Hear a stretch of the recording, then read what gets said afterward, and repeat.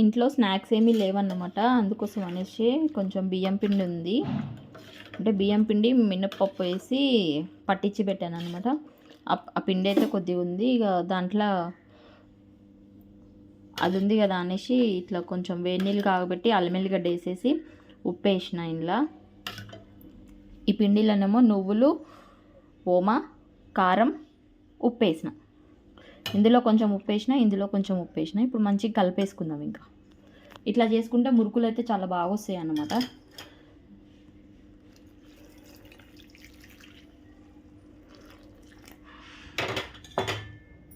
కరకరలాడతాయి మురుకులు అయితే ఇట్లా చేసుకుంటే. మీరు కూడా ఒకసారి ట్రై చేయండి, చాలా బాగుంటాయి.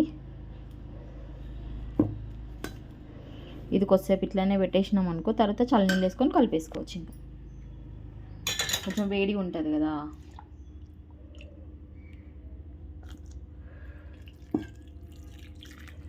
చూడండి, నేనైతే నీళ్ళైతే పోసేస్తున్నా.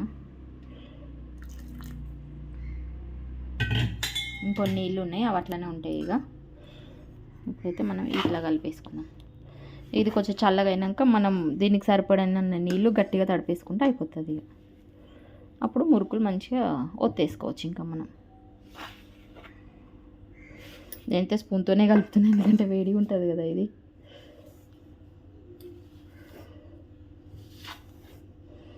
స్నాక్స్ ఏం లేవు, అన్నీ అయిపోయినాయి. ఇక డాక్టర్ కూడా పిచ్చి పిచ్చి స్నాక్స్ ఏం పెట్టొద్దు అన్నాడు. కుర్కురే, లేస్లు అట్లాంటివి ఏం పెట్టొద్దు అన్నాడు.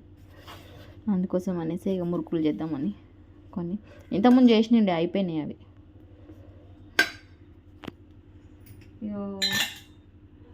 ఇంకొన్ని నీళ్ళు ఉన్నాయి కదా, అవి కూడా పోసేసుకుంటున్నాయి. ఇక మొత్తం అయిపోయినాయి అంతే.